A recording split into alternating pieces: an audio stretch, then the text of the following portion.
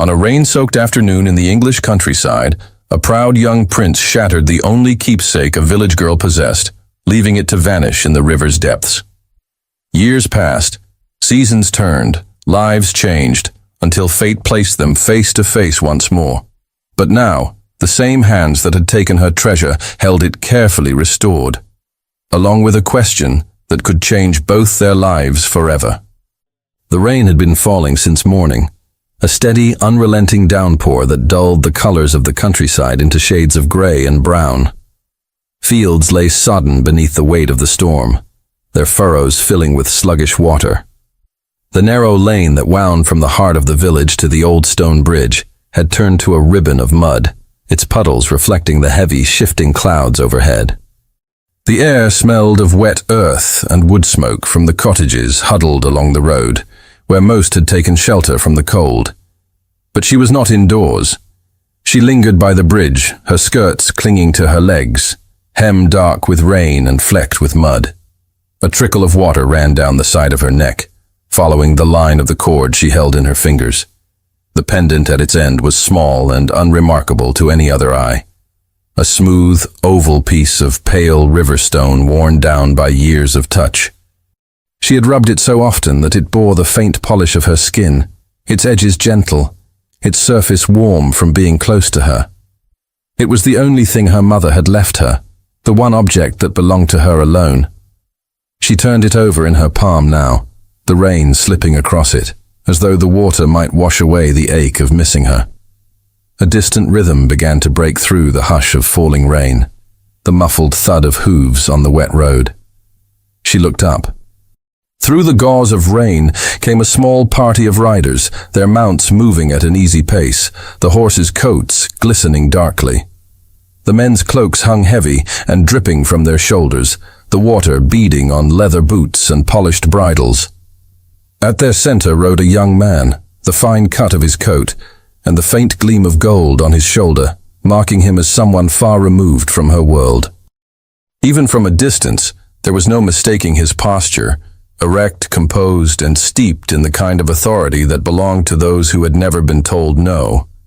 They drew closer, the splash of hooves breaking the stillness around her. The young man's gaze found her and held it, his expression neither curious nor kind, but faintly disdainful, as though she were no more than a stray branch in his path. His horse's breath steamed in the cool air, the animal's dark mane slicked to its neck. She remained where she was, her hand tightening protectively around the pendant. When they reached the bridge, he pulled on the reins. The others slowed, waiting without question as he swung down from his saddle.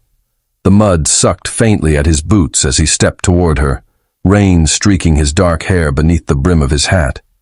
His eyes flicked to the cord at her throat, and a faint curl touched his mouth, something between a smirk and a sneer. Before she could move, his gloved hand reached out and closed around the pendant. There was no hesitation, no pretense of asking. His fingers tugged once, sharply, and the cord gave way with a faint snap. The sudden emptiness at her throat was as startling as the act itself. The stone lay in his palm for the space of a breath before he let it fall. It struck the edge of a puddle and rolled into the muddied water at their feet, vanishing beneath the ripples. The sound it made was almost delicate, absurdly small for something that had been everything to her. She stared at the spot where it had disappeared, her breath shallow, the rain blurring her sight until she could not tell if it was water or tears that burned her eyes. He turned away without another glance, his long strides carrying him back to the waiting horse. In one smooth motion, he swung into the saddle, the leather creaking softly under his weight. A touch of his heel, and the animal moved forward, the others falling into formation behind him. The steady splash of hooves on wet stone faded slowly down the lane, mingling with the rain until the sound was gone. She did not watch them leave. Her knees struck the soft earth as she crouched, hands diving into the puddle, fingers combing blindly through the cold, murky water. Her pulse hammered in her ears, her breath quick and shallow as she searched. Mud swirled under her touch, pebbles shifting beneath her fingertips. She found nothing. Her hands moved faster, scooping, probing, the water numbing her skin until she could barely feel. The rain had already filled the hollow at the edge of the road, its surface dancing with ripples, and every movement of her hands only clouded it further. She pushed her wet hair back from her face and leaned closer, squinting against the shifting reflections. Somewhere beneath that churned water was the one thing she could not lose. And then she saw it. A pale gleam caught in the silt, no bigger than a coin, a ghost of what had been hers. Her heart gave a painful jolt as she reached for it, the tips of her fingers brushing the smooth surface. The current from the overflowing ditch tugged at it, pulling it sideways, almost imperceptibly. She pressed her hand down harder, curling her fingers around it, feeling the familiar curve. Relief flared so suddenly it made her dizzy. But the rain-swollen water had its own will. In the instant before her grip could tighten, the current wrenched the pendant away, slipping it between her fingers like a living thing. She gasped, plunging both hands in after it, but the movement only sent up another cloud of silt, erasing the pale shimmer from view. The water swallowed it entirely, sweeping it under the lip of the bridge and into the dark, restless current beyond. The cold pressed against her, like a living thing, seeping through the soaked wool of her dress and the thin skin of her fingers as she knelt in the mud. The water beyond the bridge mouth was swollen, restless, dragging at everything it touched. She pushed herself lower, the wet earth sucking at her knees, her hands plunging again into the stream's shallows. The shock of the cold bit into her joints, making her clench her teeth, but she did not pause. She scoured blindly along the riverbed, feeling for the familiar smoothness, the gentle oval curve that belonged to her alone. The stream ran fast, carrying twigs and sodden leaves past her hands. With each movement, the silt clouded thick and brown, blinding her from even the faintest glimpse of the pendant. She worked by touch, fingertips combing through a layer of small stones and gritty sand. The ache in her shoulders deepened, but she pushed forward, driven by something fierce and unwilling to yield. The rain had lost its earlier fury, but still fell steadily, the drops hissing where they struck the water. Farther down the lane, the voices of villages rose and faded again, indistinct over the rush of the current. None came close. The air was filled with the mingled scents of wet moss, riverweed, and the raw earth the storm had laid bare. Her breathing was shallow and quick, each exhale misting faintly in the cold. She shifted along the bank, following the arc of the current beneath the bridge. The space there was shadowed, the stone arch darkened by age and damp, its underside slick with moss. She leaned forward, peering into the gloom, her eyes adjusting to catch the faint play of light on the water's surface. Somewhere in that darkness, the pendant might still lie waiting. A sudden glint caught her eye, small, pale, unmistakable. It lay wedged between two submerged roots where the current curled around them, the shape blurred by the water's shifting surface. Her heart gave a quick, sharp beat, and she moved without hesitation, lowering herself onto her elbows at the edge of the bank. The muddy water soaked the bodice of her dress as she reached down, stretching until her shoulder brushed the surface. The cold was merciless, a biting ache that crawled up her arm. Her fingers closed around the pendant, and for a breathless moment she had it, the familiar weight pressing into her palm. She tried to draw it upward, but the frayed cord had tangled in the roots, holding it fast. Her grip tightened, the tendons in her wrist straining as she pulled. The roots shifted slightly but would not release their hold.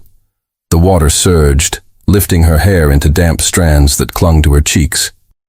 She adjusted her angle, bracing one hand on the bank while tugging harder with the other. For a heartbeat, the cord began to give, and then, without warning, the stone slipped free of her fingers entirely. The current seized it instantly, sweeping it out from the roots with a flash of pale color before spinning it into deeper water. A small sound escaped her, half gasp, half cry. She lunged forward after it, her palm slicing through the cold in vain. The pendant drifted into the center of the stream, bobbing for an instant before the force of the swollen current pulled it swiftly downstream. She scrambled to her feet, the the mud clinging heavily to her skirts, and stumbled along the bank. The swollen stream had grown impatient, carrying the pendant toward the place where the water narrowed and rushed toward the old weir. The white froth beyond the stone drop was visible even from here, the low roar of it growing louder with every step. Her boots slipped in the muck, splashing through shallow pools. The hem of her dress dragged behind her like a weight, but she kept going, her eyes locked on the flash of pale stone ahead. The banks here were more treacherous, the rain having loosened the soil. She caught herself once, twice, her heart jolting each time her foot slid toward the water. Her breath came fast, her pulse quick with the fear of losing the pendant entirely. The roar of the weir grew until it filled her ears, drowning out all other sound. She could see the stone now and then in the racing water, tumbling end over end like something desperate to escape her grasp. She ran harder, following the bend in the bank. A tangle of reeds brushed her ankles, their leaves slick and cold. The air was heavy with the smell of churned water and sodden wood, the spray from the weir lifting faintly into the air and mingling with the mist. She could just make out the place where the stream split around a jagged rock before plunging over the drop. And there, caught for the briefest of moments, was the pendant. Her chest tightened. She slid down the last stretch of bank, her hands gripping the branches that hung low over the water. The wood was wet and slick, the bark flaking beneath her nails.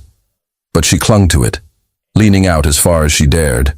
The pendant spun lazily in a small eddy, just inches from the pull of the fall. The spray cooled her face, carrying the scent of minerals and moss. The current tugged harder, lifting the pendant toward the edge.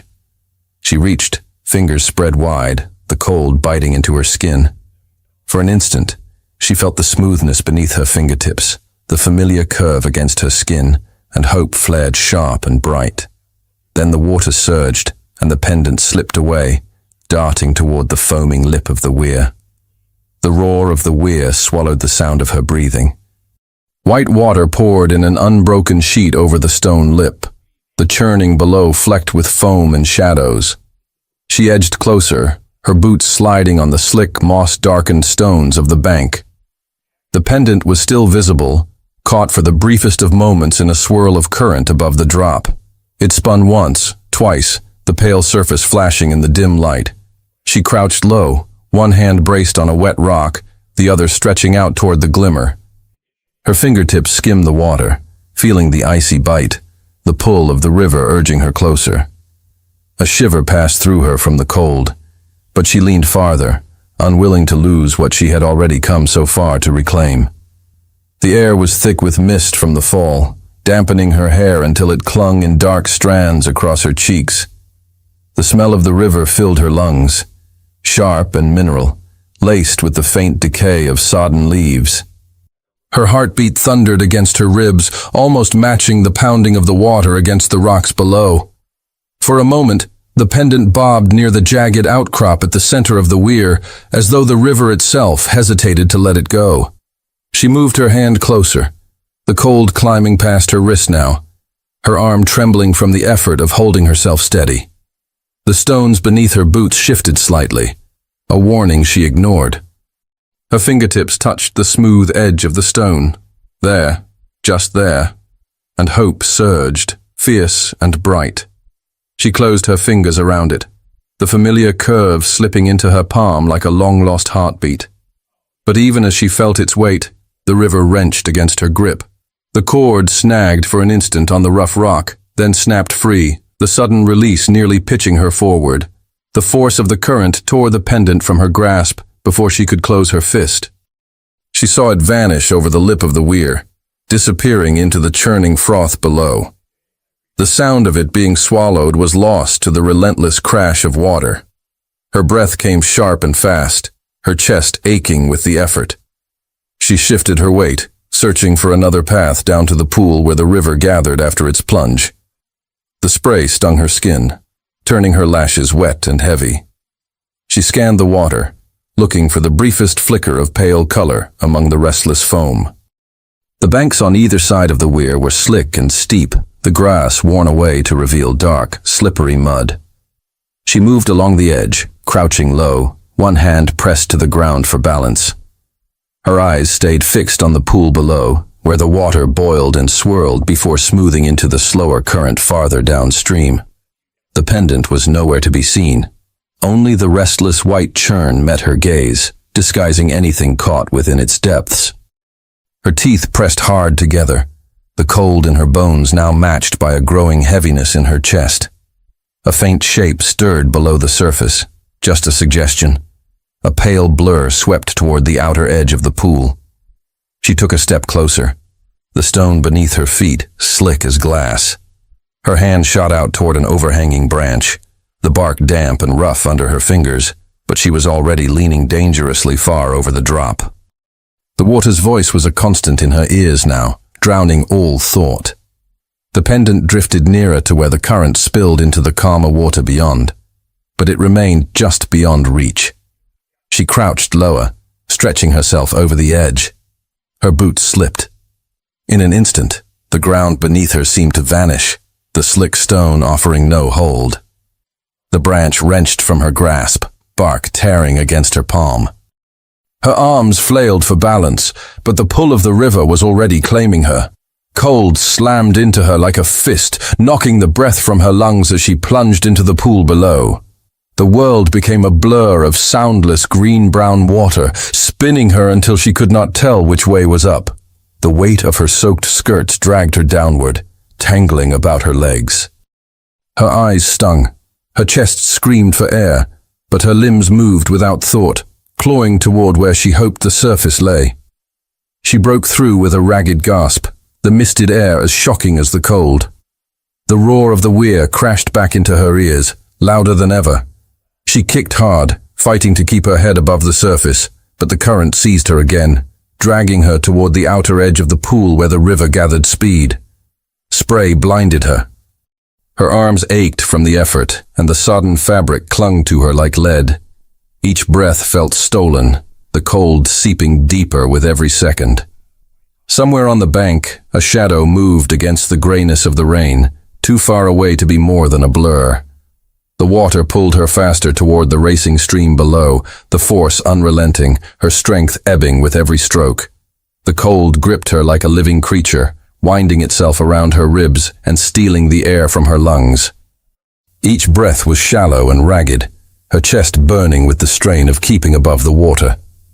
The river spun her, first one way, then the other, the current pulling at her limbs with an implacable strength. Her skirts, heavy as sodden wool blankets, tangled about her legs and dragged her down with every kick. She gasped and coughed, the taste of the river sharp on her tongue. Her eyes stung from the spray as she fought to find a rhythm, to angle herself toward the bank.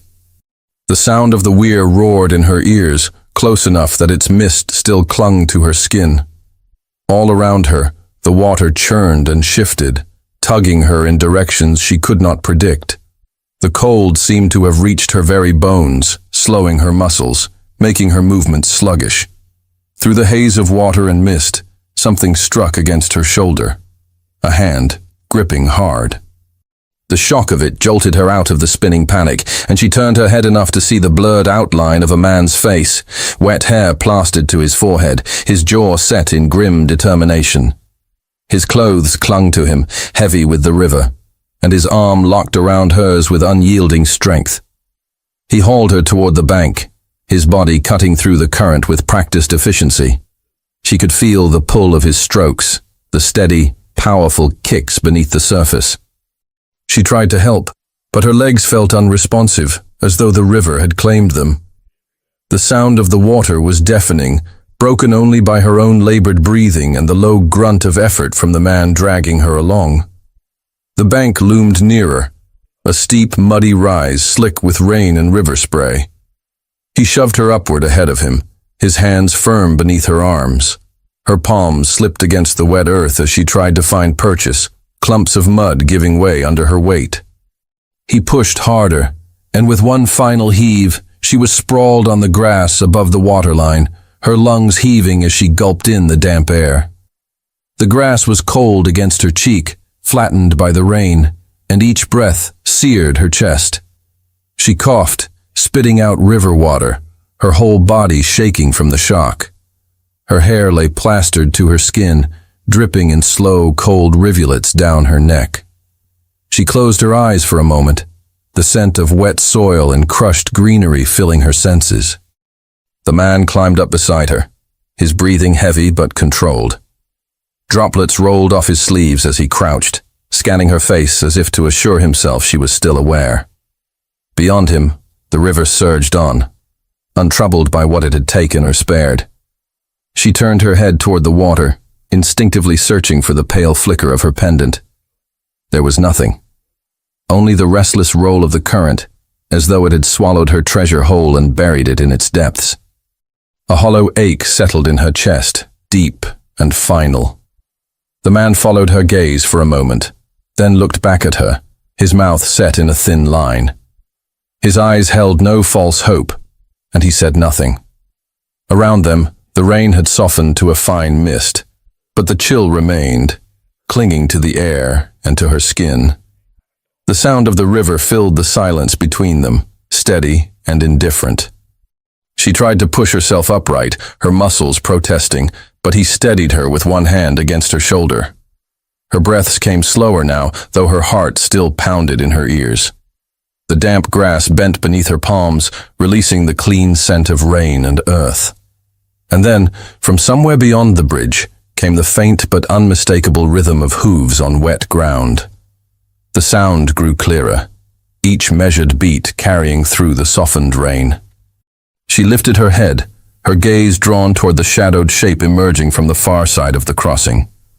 Through the thinning mist, a mounted figure came into view, tall in the saddle, the horse's dark coat shining with moisture. The rider slowed, the gleam of fine leather tack catching what little light pierced the clouds. The animal's breath misted in the air, its head tossing slightly as it stepped onto the grass. The man's posture was upright and certain, his gaze fixed directly on her where she sat shivering on the bank. There was no mistaking him. The prince guided his horse closer, the animal's hooves pressing deep into the softened grass with a dull, wet sound. The rain clung to the black leather of the saddle, beading on the polished brass fittings before running down in thin rivulets. His coat was dark from the weather, the heavy fabric molding to the lines of his shoulders. The plume of the horse's breath curled in the cool air, each exhale a white drift that dissolved into the mist. The man who had pulled her from the water shifted his stance, moving slightly to stand between her and the approaching rider. His boots sank into the sodden ground, but he held himself firmly, his gaze fixed on the prince without a word. The girl, still seated on the grass, drew her knees up and wrapped her arms tightly around them, her body trembling in small, uneven shivers. The distance between the prince and the bank narrowed.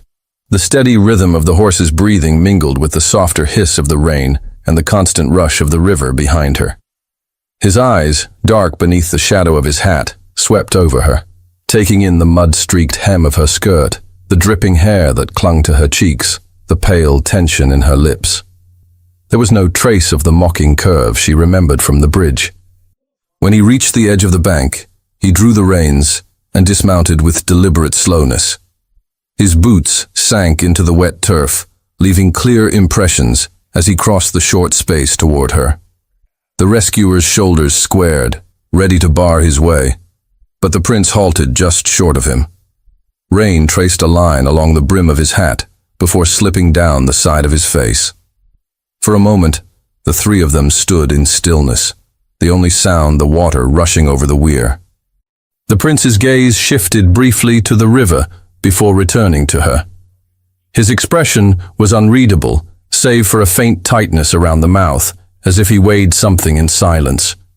Then, without a word, he reached into the inner pocket of his coat. The movement was unhurried, almost cautious, his gloved fingers drawing out a small object wrapped in a strip of dark, damp cloth. Droplets clung to the fabric, sliding down and soaking into the leather of his gloves. Her breath caught. The shape was irregular, small enough to fit in his palm. He held it loosely at first, as if the weight of it was nothing, yet his hand did not lower. The rescuer glanced from the cloth to the prince's face, his own expression guarded. The prince shifted his grip, holding the bundle out toward her. The rain pattered softly on the grass, on the surface of the river, on the brim of his hat. She stared at the object, her pulse quickening despite the chill in her veins. Her arms tightened around her knees, not from cold this time, but from the strange pull of uncertainty. He stood motionless, the strip of cloth resting against the curve of his palm, the distance between them holding like a taut thread. The rescuer remained silent, but his stance had changed, his weight balanced as though ready to intervene. The sound of the river seemed louder now, a low, ceaseless murmur behind the tension of the moment. The prince's eyes met hers, steady and dark, offering no hint of his intent. Then, slowly, he extended his hand farther, closing the space by a single step. The cloth dangled slightly from his fingers, the damp edges fluttering with the faint movement of the air. From somewhere beyond the lane came the distant thud of hooves, faint at first, then clearer, the rhythm quickening as it approached. The prince's head turned slightly toward the sound, though his arm remained extended toward her. The rescuer's gaze shifted as well, tracking the direction of the noise. Through the curtain of rain, another figure emerged on horseback, the rider urging the animal forward at a brisk pace. The crest on his livery caught a muted glimmer of light, unmistakable in its royal mark. His face was set in urgency, his posture low over the saddle as he guided the horse onto the soft ground. The prince did not lower his arm, but his eyes moved to the oncoming rider, his jaw tightening by a fraction.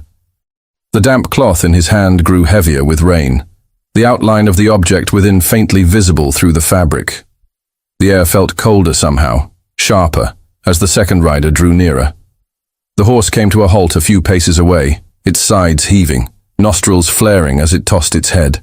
The man in royal livery swung down without ceremony, boots striking the ground with a muted thud. His gaze went directly to the prince, ignoring both her and her rescuer. In his gloved hand was a sealed note, the wax dark and unbroken despite the rain. He crossed the short space between them and extended it toward the prince. The prince took the folded note from the messenger's hand, the rain sliding down the sealed wax before his thumb broke it with a clean, deliberate motion. The sound of tearing paper was small against the low rush of the river. He unfolded the sheet, his eyes scanning the lines quickly, each word drawing a sharper edge to the set of his jaw.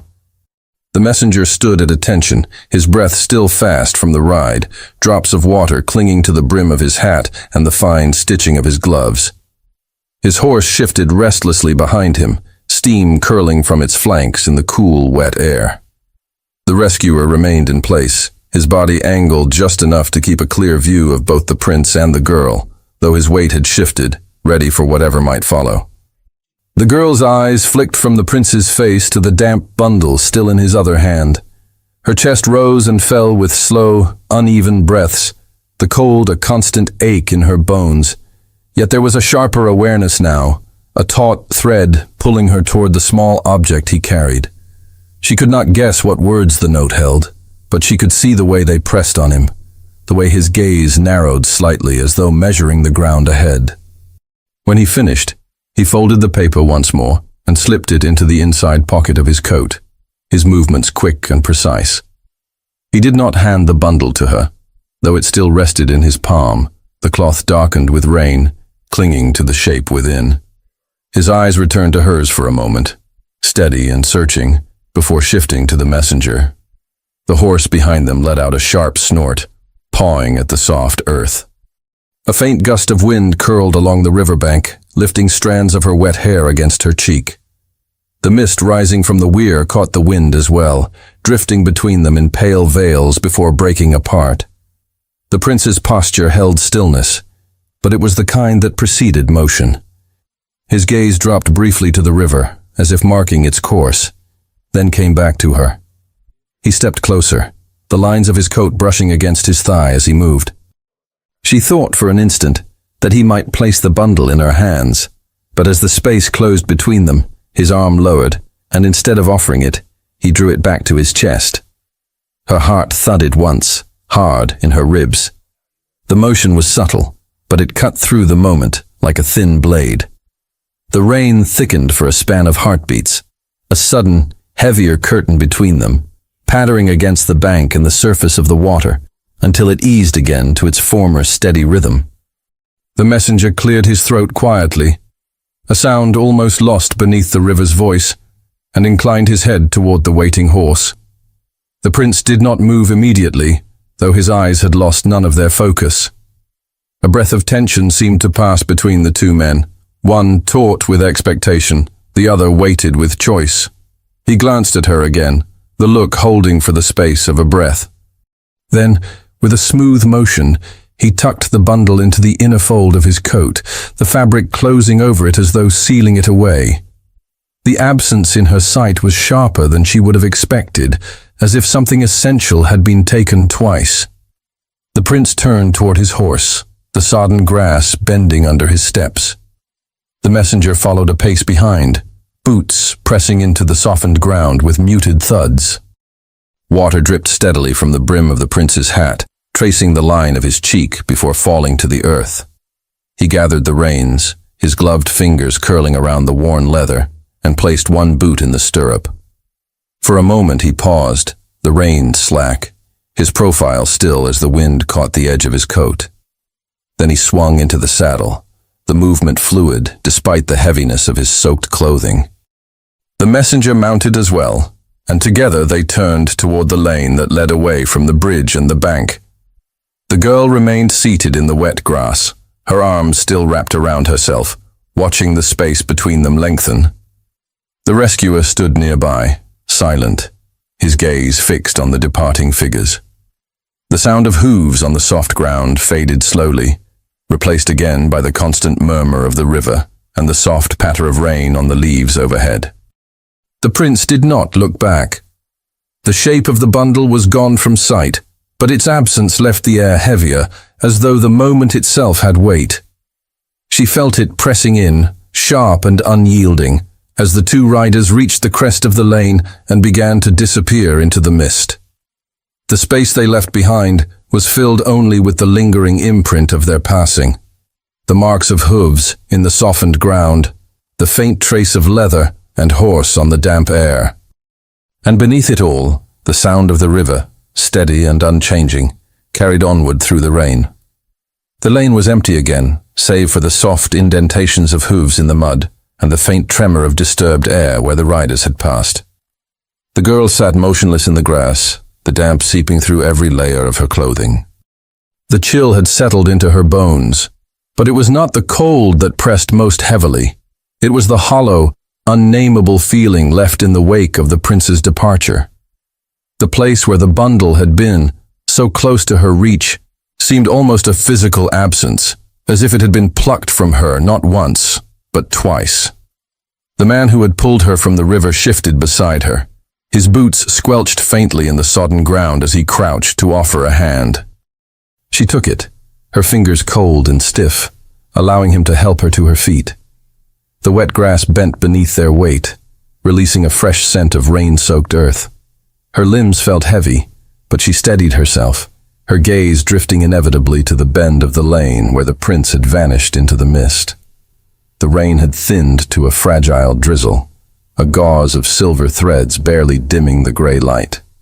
The river ran on at her back, its voice constant, indifferent to the moment that had just passed. She turned to look at it once more, as if the pendant might yet surface against all reason. Only the restless surface answered her, carrying twigs and pale leaves downstream without pause. The rescuer spoke no words as he guided her away from the bank toward the shelter of the village road. Mud clung to her boots, each step heavier than the last. The cottages ahead were blurred shapes against the haze, their chimneys trailing ribbons of pale smoke into the low sky. The faint smell of burning peat and damp wood drifted on the air, mingling with the sharper scent of wet foliage from the hedgerows. They passed through the narrow street, the sound of their footfalls softened by the wet ground. A few figures stood in doorways, cloaks drawn close, eyes following her without remark. She felt the weight of their curiosity but kept her gaze lowered, aware of the mud streaked along her skirt and the tangled strands of hair against her face. The rescuer's hand lingered lightly at her elbow, steadying her as they crossed a stretch of uneven cobble slick with rain. By the time they reached the small yard beside her home, the drizzle had eased into a fine mist that clung to her lashes. She paused at the threshold, her breath clouding faintly in the cooling air. The rescuer released her arm, giving a brief nod before turning back toward the lane, his figure soon swallowed by the damp gray distance. She stepped inside, the dimness of the room wrapping around her. The scent of damp wool rose from her clothing as she moved toward the small hearth, though no fire yet burned there. Her hands shook slightly as she unpinned her wet hair, the strands falling heavy around her shoulders. In the stillness, she could hear the faint ticking of the clock on the mantel, and beyond the walls, the softened rush of the river. The hours that followed unfolded with the slow inevitability of rain sliding down glass. She tended to small tasks, removing her boots, wringing out the hem of her skirt, setting a kettle to heat. But her thoughts circled back again and again to the prince's face, the feel of his gaze as he had stood before her. The memory of the bundle in his hand was sharp enough to make her chest ache. The light outside dimmed, shadows lengthening along the floorboards.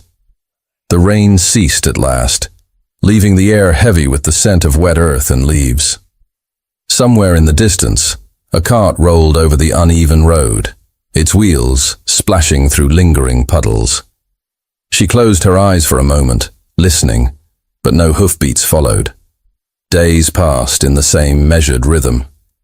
The river ran clear again, its banks soft with new grass where the floods had receded. The memory of that afternoon did not dull, though it settled into her as quietly as the mist that gathered each morning along the fields. The pendant was gone. The prince was gone. Life narrowed again to its familiar boundaries, the chores that marked each day, the quiet hours between them, the slow turning of seasons. Spring gave way to summer, then autumn. The leaves turned and fell, swept into small drifts along the lanes. Frost came to the fields in white, crystalline patterns, and the river's surface grew sluggish with cold. The cottages of the village stood in their same quiet row, windows glowing with candlelight in the early dark. She moved among them as she always had, her steps steady, her head bowed against the wind. Years layered themselves one upon another without fanfare. Faces in the village changed, children grew into youth, elders passed into memory, but the pattern of days endured. She did not see the prince again, nor hear more than the rare mention of his name in the tavern or on the lips of travelers. When she thought of him, it was always as he had stood on the bank that day, rain shining on the leather of his gloves, the bundle in his hand and something unspoken in his eyes. Late one autumn afternoon, as the light thinned and the air sharpened with the promise of frost, she walked along the lane toward the village square. The ground was soft with recent rain, and the wind stirred the last of the withered leaves across her path. The sound of harness leather creaking reached her before she saw the riders. A small party emerged from the curve of the road, their horses stepping carefully over the slick ground. At their front rode a man she recognized instantly, though the years had sharpened his features and deepened the shadows in his eyes. His coat was of fine cut, though travel-worn, and his posture in the saddle was as upright and sure as she remembered. He reined his horse as his gaze found hers. The clatter of hooves slowed as the riders entered the square, their arrival drawing glances from those lingering near shop fronts and cottage doors. The smell of damp wool and leather drifted in with them, mingling with the faint smoky scent of hearth fires burning against the chill. The prince dismounted in one smooth movement, the long fall of his coat settling heavily around his legs. Mud clung to the edges of his boots, and his gloves bore the fine spray of recent rain. He handed his reins to a groom who had stepped forward from the party, then crossed the uneven cobbles toward her. The sound of his footsteps carried even over the creak of saddles and the shifting of horses. His gaze did not waver, the dark intensity of it holding her still where she stood.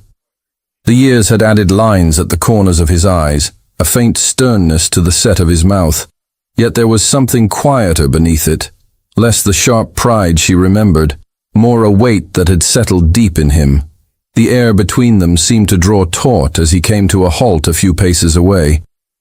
The square was quieter now, voices dropping as onlookers turned their attention toward the pair. The wind stirred, lifting the edge of her shawl and carrying with it the crisp scent of wood smoke and damp leaves. She stood rooted to the worn stones, every detail of the moment fixed in her awareness. The hollow thud of his boots, the rise and fall of his breath, the faint gleam of rain still clinging to his hair. His eyes traveled over her face, pausing briefly at the curve of her mouth before returning to meet her gaze. There was no hurry in his movements.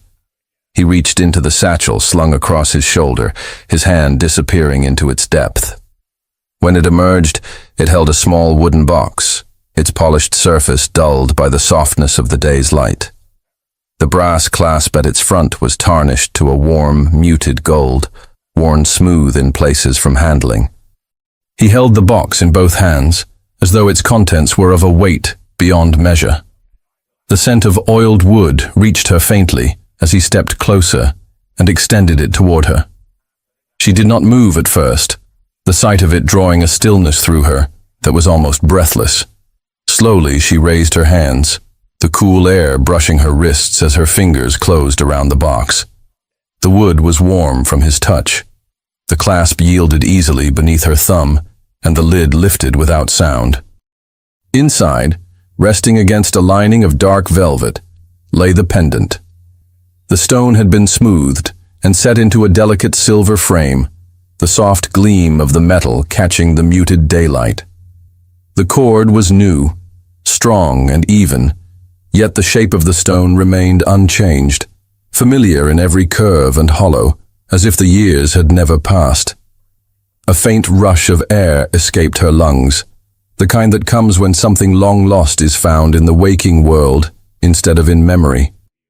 The silver setting was simple, but the craftsmanship spoke of patient care, of hands that had taken time to preserve what might easily have been discarded. Her fingers hovered above the stone, not yet touching it, as if to do so might break some fragile thread. The prince watched her without speaking, his hands now at his sides, his posture steady, but not unyielding. Around them, the square carried on in muted fashion, the creak of a wagon wheel, the muffled call of a vendor, but none approached. The moment seemed set apart, the air holding an almost tangible quiet between the two of them. She closed the box gently, the clasp settling into place with a soft click. Her hands did not immediately lower, and when she looked up at him again, her gaze was steady, though the questions that rose in her could find no voice. The weight of the box was slight, yet it filled her arms as if it were the sum of all the years that had passed. The wind stirred again, carrying with it the faint scent of the river from beyond the village. Somewhere in the distance, a dog barked once, then fell silent. The prince's expression did not change, but there was a faint shift in his stance, as though he had reached the limit of some inward patience. A droplet of water slid from the corner of the box onto her palm, trailing cool against her skin before falling to the stones at their feet. The simple sound of it striking the ground seemed loud in the stillness. She kept her gaze on him, the faintest tightening in her chest matching the pull of the moment. And then, without a word, he inclined his head slightly, as if to acknowledge something unspoken, and gestured toward the lane leading away from the square. He moved with unhurried steps, his boots making a muted rhythm against the worn stones of the square. She followed beside him, the small wooden box cradled in both hands, the smooth grain warm from her touch. The faint creak of leather came with each movement of his coat, and the cool air carried the quiet mingling scents of rain-damp earth and wood smoke. The square gradually gave way to the narrow lane, its edges lined with low stone walls darkened by years of weather. Patches of moss clung to the crevices, and thin weeds grew where the stones had shifted. The ground was soft from the previous day's rain, their steps sinking slightly with each pace. Overhead, the clouds were pale and low, the light diffused into a steady glow that blurred the edges of the landscape. They walked without speaking. The only sounds were the soft rustle of her skirts, the scuff of his heels. and the muted call of a rook circling above the bare branches of a tree by the river. The stillness between them was not heavy, only deliberate, as if each was measuring the space that time had carved. After a short distance, the lane curved toward a low rise, and from its crest, the river came into view. The water was calm now, its surface smooth, save for the gentle ripples stirred by the wind. The air here was sharper, carrying the clean scent of the current. The banks were edged in pale grass, brittle beneath the season's chill, and the old bridge arched ahead, its stones dark with age and damp. He slowed as they neared it, his gaze fixed on the structure. She glanced toward the bridge as well, its surface glistening faintly in the muted light. The last time she had stood here, the air had been thick with rain, and the river had roared in flood. Now the scene lay in quiet contrast, the water slipping beneath the arch with a steady, low murmur. They reached the center and stopped. The worn stones beneath their feet were cool, slick in places where moss had grown in the shallow dips. She rested the box lightly against her chest, feeling the faint thud of her heartbeat through it. The wind passed along the length of the bridge, tugging at the ends of her hair and the edge of his coat. He turned toward her then, his posture eased but his gaze intent. For a moment, neither moved. The hush of the river below and the far-off rustle of dry reeds along the bank seemed to fold the space around them into a smaller, more private world. With deliberate care, he reached for the box in her hands. She let him take it, her fingers brushing against his gloves in the exchange. He opened it, the brass clasp giving a small click, and lifted the pendant from its place. The silver setting caught the pale light, a subdued gleam tracing its curves. He stepped closer, raising the pendant so the new cord brushed against the back of his fingers. The scent of the river was stronger here, mingled with the faint tang of damp stone. His hands moved with measured steadiness as he fastened the cord at the nape of her neck, the touch brief but certain. The stone settled against her collarbone, its weight familiar yet altered, as though it carried both the years lost and those still to come. When he stepped back, his eyes lingered on the pendant before returning to hers. The wind pressed gently against them, carrying a quiet that seemed to invite words, though none came immediately. She touched the stone lightly with her fingertips, feeling its cool surface warm slowly against her skin. From the edge of the bridge, the river's muted reflection held them in its frame, two figures standing still in the pale light. The air between them carried no urgency now, only the faint, unspoken acknowledgement of what had passed and what remained. He reached into his coat once more, this time withdrawing a small, velvet-covered case. Its dark surface was plain, the fabric dulled by handling. He held it in one hand, his thumb resting lightly on the edge of the lid, but he did not yet open it. The quiet deepened, filled only by the sigh of the wind along the water, and the muted clink of the case as it shifted slightly in his grip.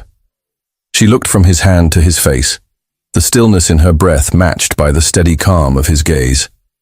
There was no haste in him, but something in the way he stood told her this moment had been long in reaching. The river flowed beneath them, carrying its own rhythm forward, steady and unbroken.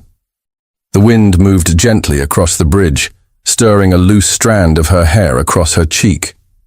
She lifted her hand to smooth it back, her fingers brushing the cool edge of the pendant where it rested against her collarbone. Its weight felt right there, anchored, familiar, yet new, as if it had returned to her changed by all it had endured. The prince's gaze remained on her, steady and unflinching, as though the quiet between them were as important as any words he might offer. In his hand, the small velvet case rested, the dark fabric absorbing the pale light. His thumb traced the edge of the lid once before he opened it with a subtle motion. Inside lay a ring, its silver band smooth and unadorned, save for the single clear stone set in its center. The gem caught the light with a soft brilliance, refracting glimmers of pale fire. There was nothing ostentatious about it, no flourish, no excessive design, yet it carried a quiet elegance that seemed deliberate, as though chosen to match not only the pendant, but the woman who now wore it.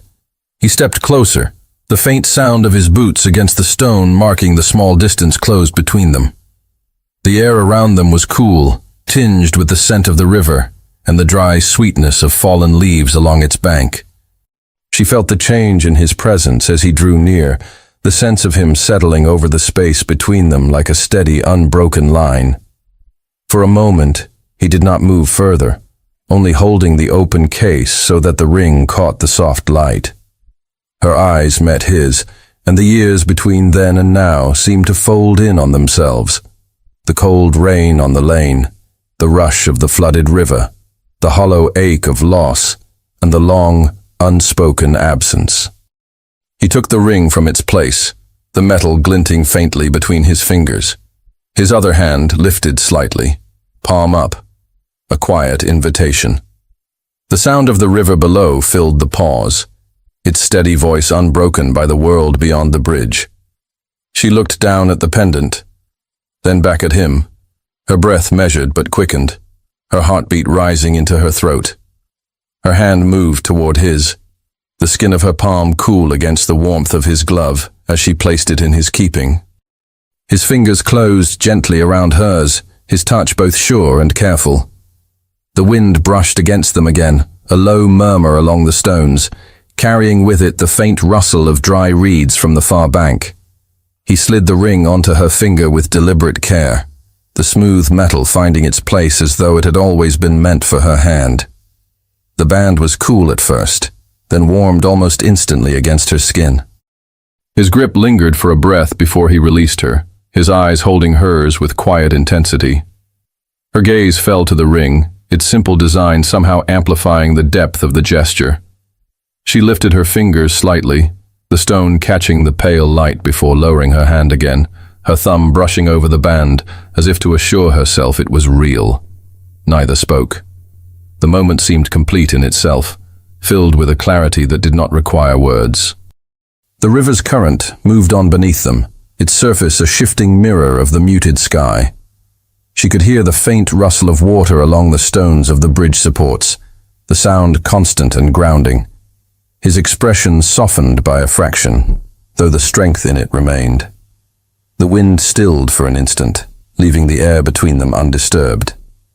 She felt the weight of the pendant and the ring together, a balance of what had been lost and what had been given, and the quiet understanding that both would remain. Above them, the clouds shifted slightly, allowing a brief glow of light to touch the water below. It caught in the ripples, scattering in soft, fractured patterns that seemed to echo the steady thrum of her pulse. The air was cool, but there was a warmth in her chest that had nothing to do with the season. She kept her eyes on him, her breath slow and even, aware of every detail. The faint gleam of the silver setting at her throat, the smooth curve of the ring on her hand, the steadiness in his stance. The world beyond the bridge seemed distant, the lane behind them empty, the village quiet. The river flowed on, unhurried, carrying its secrets toward the bend where it would slip from sight. Thank you so much for listening to this story all the way to the end. We hope it moved you as much as it moved us while telling it. We'd love to hear your thoughts. Leave us a comment telling us where you're listening from and what you like the most. Rate this story from 0 to 10. What score would you give it? If you enjoyed this story, don't forget to subscribe to the channel and leave a like as a show of support. That really motivates us to keep creating and sharing more stories full of emotion and life lessons. And before we go, we want to remind you that an exciting and heartwarming story recommendation will appear on the final screen. If you'd like to enjoy it, just click on the video. Thank you once again for being here, and we'll see you in the next story.